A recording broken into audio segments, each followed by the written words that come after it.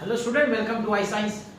आज का जो मैं क्वेश्चन लेके आया जेडब्ल्यू एडवांस का फिजिक्स का, वो आपका जो यूनिट है मैग्नेटिक्स जानते होंगे, उसमें एम्पियर सर्किट लॉ है।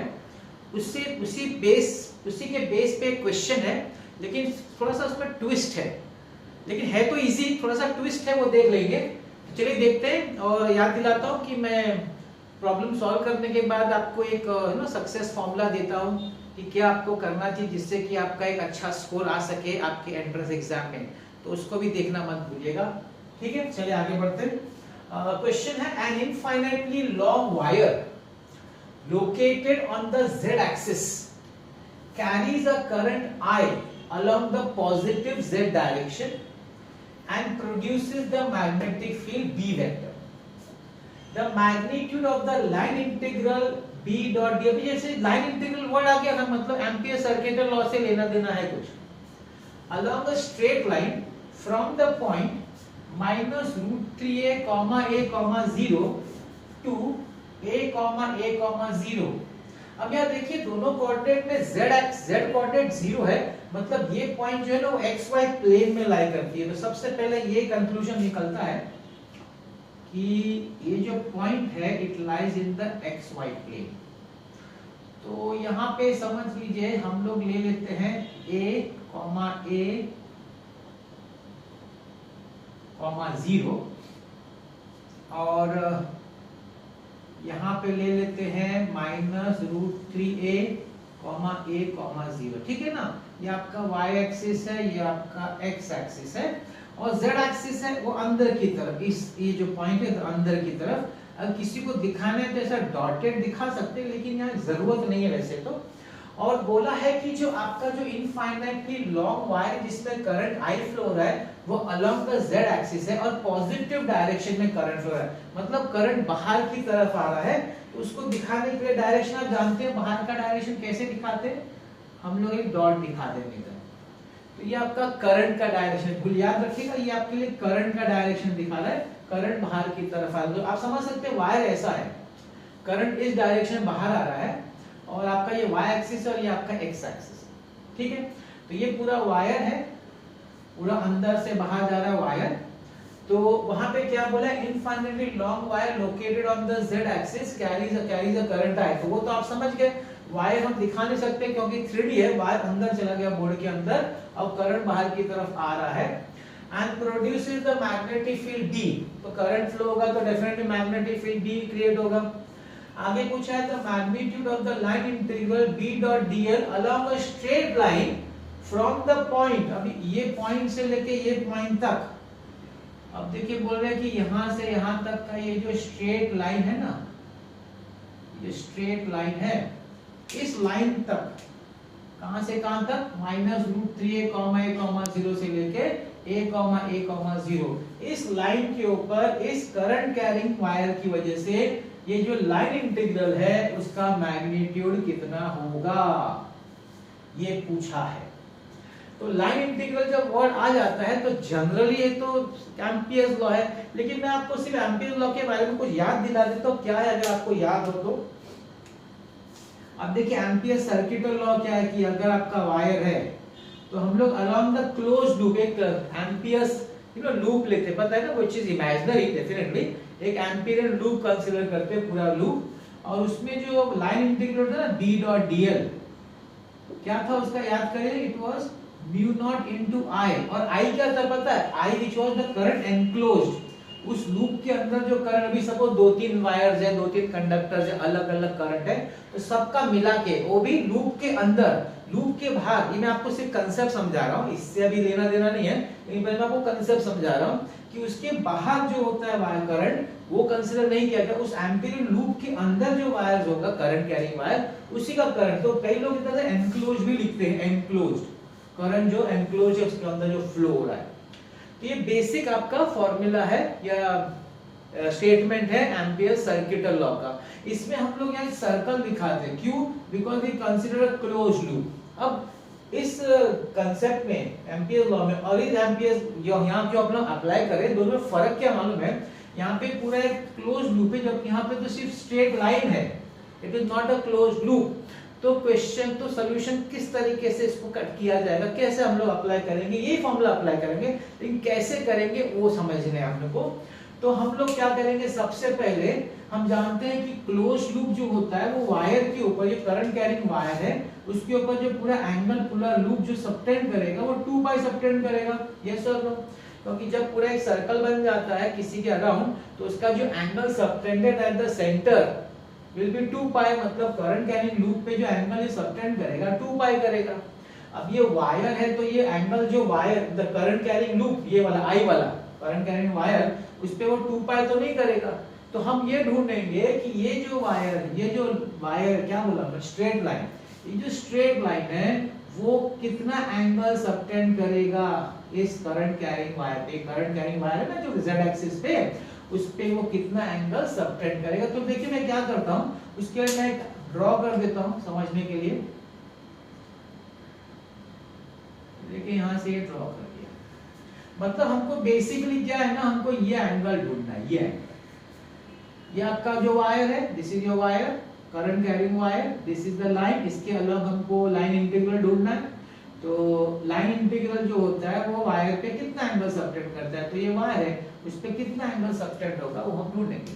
ठीक है, अब ये कैसे ढूंढेंगे, तो देखिए क्या कर सकते हैं हम लोग, यहाँ पे अब आप देखिए ये x, ये आपका x कोऑर्डिनेट है, x कोऑर्डिनेट मतलब distance from the y axis, so distance from the y axis, तो दिस मैं बोल सकता हूँ ये भाई a है, this is my a, I can denote this by a।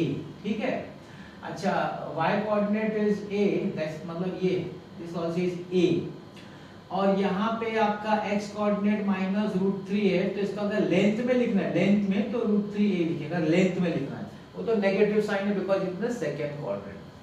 अब ध्यान से देखिए, अगर आपको ये एंगल थीटा ढूंढना है, ये थीटा एंगल, तो ये जो थीटा एंगल है दो चीज का बना हुआ है। थीटा एंगल दो एंगल का बना हुआ है, एक लेफ्ट और राइट, क्योंकि हमको ये पूरा एंगल ढूंढना है ना, पूरा ये जो लाइन जो है इस वायर पे, करंट कैरिंग वायर पे पूरा कितना एंगल सबटेंड कर रहा है। तो ध्यान से देखिए, ये आपका A है, ये है A है, ये 90 डिग्री है, तो ये आपका आइसोसेलेस ट्रायंगल हो गया ना। आइसोसेलेस ट्रायंगल हो गया तो यहाँ वाला जो एंगल है वो हो जाएगा 45 डिग्री, π/4। ठीक है, अब इस लेफ्ट वाले ट्रायंगल पे आ जाइए, यहाँ पे देखिए √3a है और यहाँ पे a है, तो आप कोई भी फॉर्मूला अप्लाई कर लीजिए। आप जैसे कि सपोज लेट्स से cos का अप्लाई करते हैं, नहीं ऑपोजिट अपन एडजस्ट में tan का अप्लाई करते हैं ना, तो tan का अप्लाई करेंगे तो √3a/a, ये हो गया आपका √3, मतलब लेफ्ट हैंड साइड वाला जो एंगल है, लेफ्ट हैंड साइड वाला tan मतलब 60 डिग्री, तो π/3। तो आपका जो एंगल सबटेंड हो रहा है ना वो π/3 प्लस π/4 एंगल सबटेंड है। कौन सबटेंड कर रहा है, ये जो स्ट्रेट लाइन है ना वो इस करंट कैरिंग वायर पे जो एंगल पूरा सबटेंड कर रहा है ना, लेफ्ट से वो π/3 और राइट से π/4, तो दोनों का टोटल करेंगे तो यहाँ पे आपका एलसीएम 12 है, 4π प्लस 3π is equal to 7π/12। तो मैं क्या बोलना चाह रहा हूं कि instead of subtending an angle of 2π for a closed loop, this line is subtending an angle of 7π/12। Angle change हो गया है। जो ये फॉर्मूला दिया है एम्पियर लॉ में, वो ये कंसीडर करके दिया है कि जो लूप है या जो लाइन इंटीग्रल जहां पे हम लोग ले रहे हैं वो उस वायर, करंट कैरिंग वायर पे एंगल 2π सबटेंड कर रहा है। लेकिन हमारे इस प्रॉब्लम में ये जो कंसीडर है जिसके अलग हम लोग लाइन इंटीग्रल ले रहे हैं, वो करंट कैरिंग वायर पे 2π सबटेंड नहीं कर रहा है। वो कितना एंगल सबटेंड कर रहा है, वो 7π/12 एंगल सबटेंड कर रहा है। तो वो चीज हमको अब कंसीडर करनी पड़ेगी। तो ध्यान से देखिए वो कैसे कंसीडर करेंगे।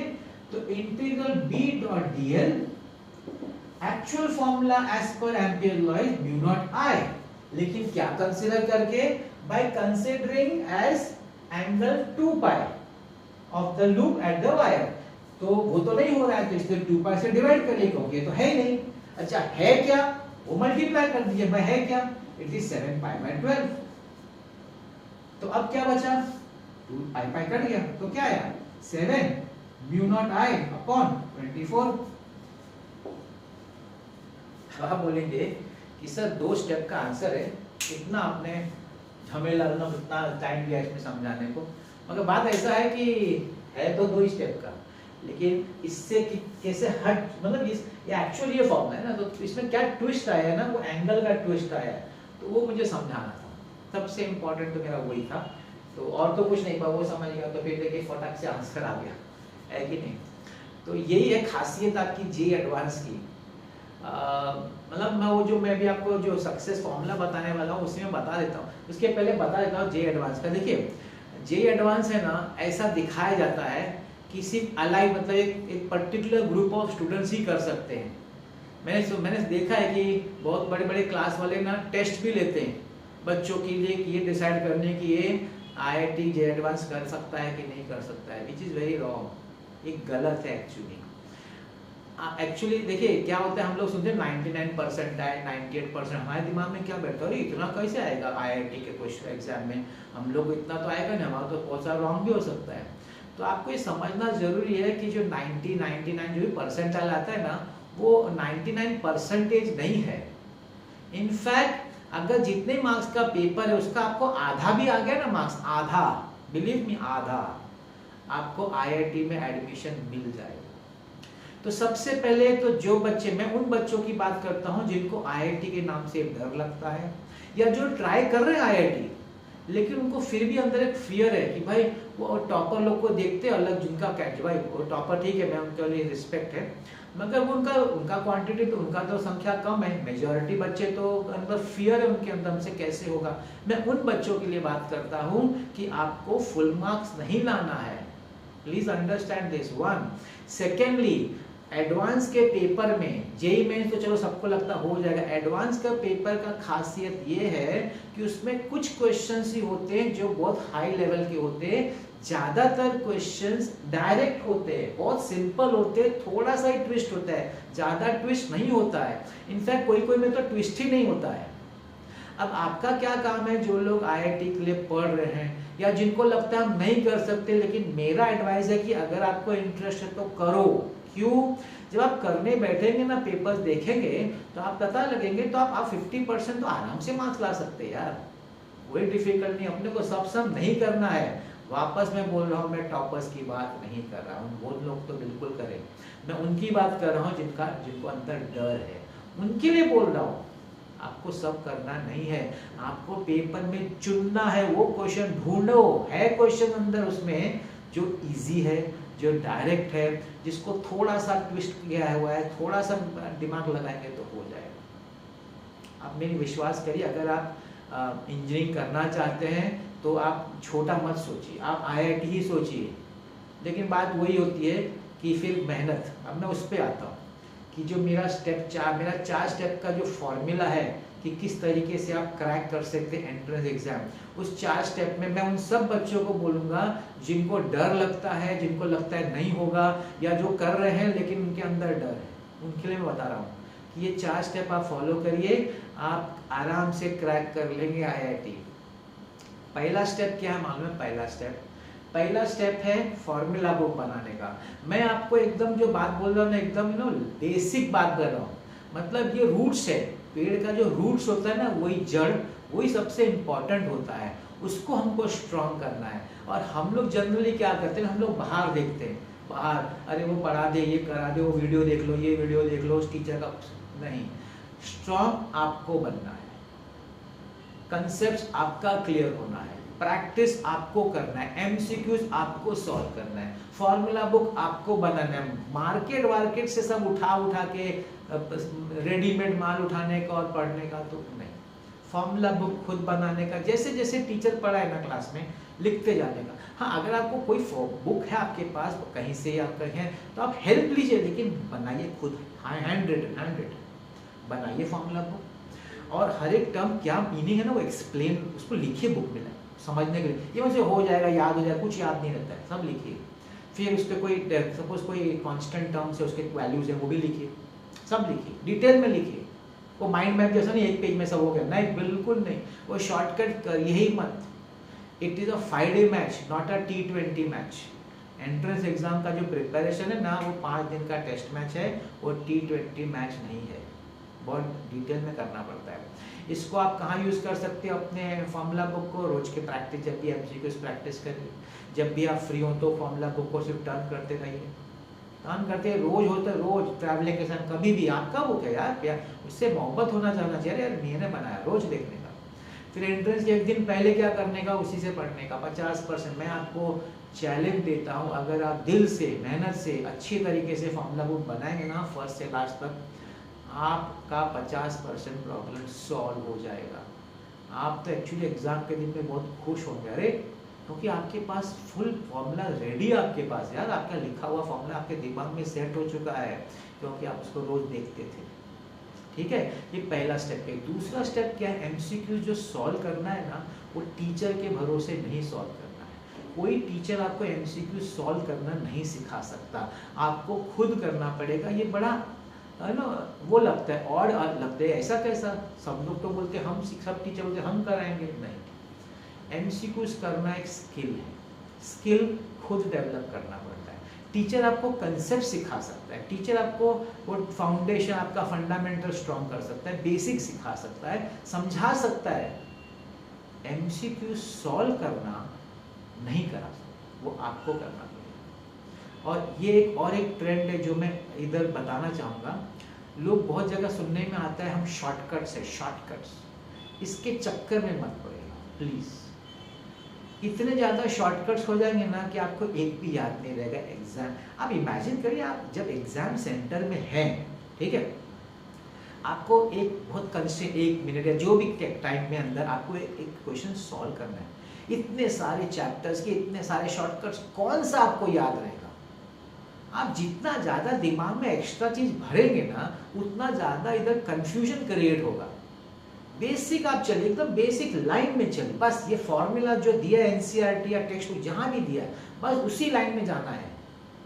ये जो शॉर्टकट्स वाला, ट्रिक्स वाला बात है ना, ये सब टीचर लोग का सिर्फ एक बनाने का है ना, अपने आप को मतलब बच्चों पे इम्प्रेशन डालने का। मैं सिंपल बात बोलता हूँ, इससे कुछ नहीं होता बच्चों का फायदा।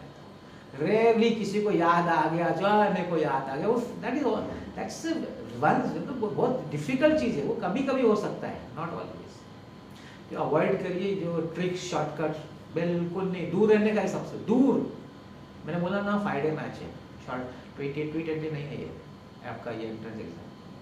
ठीक, खुद करिए, नहीं आता तो टीचर से पूछिए ना, डाउट्स क्लियर करिए अपना, अगर एमसीक्यू सॉल्व करते हैं, लेकिन खुद करिए। 2 रेफरेंस बुक होना चाहिए आपके पास, प्रैक्टिस करते रहने का, रोज प्रैक्टिस करना, रोज कुछ ना कुछ न्यूमेरिकल्स करते रहने का, जो कंसेप्ट क्लासेस में सिखा दिया ना, करते रहने। और मैंने जैसे बोला डाउट पूछने का, उसमें बिल्कुल नहीं शक करने का, लेकिन मेहनत आपको खुद करना है। आप जानते हैं इससे क्या फ़ायदा होगा? देखिए ये 1-2 दिन का काम नहीं, मैं अभी बता रहा हूँ। शॉर्ट, ये फ्राइडे मैच है, इसमें टाइम लगेगा, 1 महीना 2 महीने, महीनों लग जाते हैं, महीनों वो स्किल को डेवलप कर। जैसे कारपेंटर है, पहले दिन आप कारपेंटरी को आपसे नहीं होगा, 2 दिन 4 दिन 5 दिन, आपको महीनों लग जाएगा यार वो स्किल आने के लिए। स्ट्रेट कटना चाहिए, शेप आना चाहिए, वैसे अपना एमसीक्यू से। लेकिन जिस दिन आपका ये स्किल डेवलप होगा, अगर आप लगे रहेंगे तो होगा, और आप विश्वास करिए जिस दिन आपका ये स्किल डेवलप हो गया ना, आप क्वेश्चन देखेंगे और ओरली सॉल्व करेंगे, ओरली, मार्क माय वर्ड्स। आप पेंसिल और पेन भी नहीं उठाएंगे, वो दिन भी आएगा। लेकिन इधर उधर शॉर्टकट मत ढूंढिए।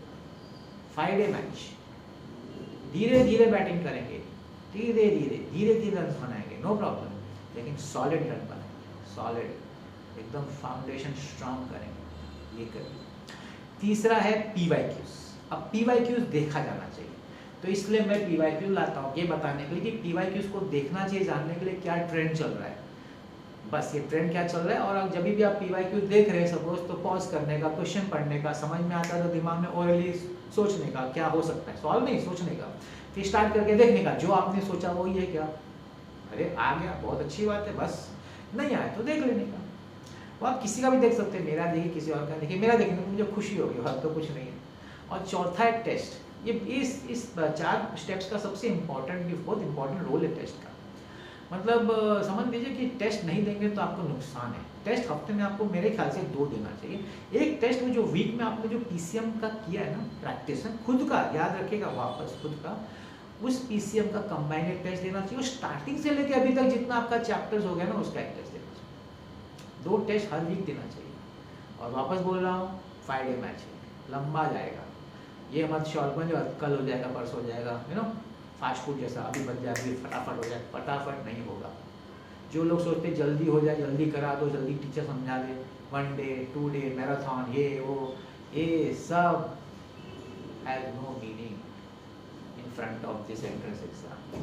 इसको टाइम दीजिए और धीरे धीरे आराम से, कोई घाई नहीं करने का, एक एक सम को ध्यान से पढ़ के समझ के करने का। ये मत सोचिएगा अरे मेरे को करना ही ज़्यादा सम, बिल्कुल नहीं। एक बच्चा जो 50 सम खुद करता है, खुद, that child is much better than कोई दूसरा लड़का बच्चा जो 1000 सम करता है मगर टीचर की मदद से। उसको कोई फ़ायदा नहीं होगा, 50 वाले को ज़्यादा फायदा। तो मैं आपको बहुत बेसिक स्टेप बता रहा हूँ, और ये वो स्टेप्स है ना जिसको आप करेंगे तो आप विश्वास नहीं करेंगे कि आपका एग्ज़ाम कितना अच्छा जाएगा, है ना। तो बस ये करिए और देखिए कि आपका प्रिपरेशन कितना अच्छा होता है। मैं आपके साथ इस जर्नी में रहूँगा, मैं अपना तो PYQ लाता ही रहूँगा, तो देखते रहने का। और देखिए मेरे प्लेलिस्ट में आप देखेंगे तो CET भी है, नीट भी है, मेंस भी है। तो जो आपको अच्छा लगे देखिए, जो चैप्टर्स हो गया देखने का, मैं तो टॉपिक डालता हूँ, वो टॉपिक आपका हो गया तो देखने का, है कि नहीं। बस ऐसे ही मैं लाता रहूँगा आपके लिए, देखते रहेगा मेरा वीडियोस। आज का वीडियो देखने के लिए बहुत बहुत धन्यवाद।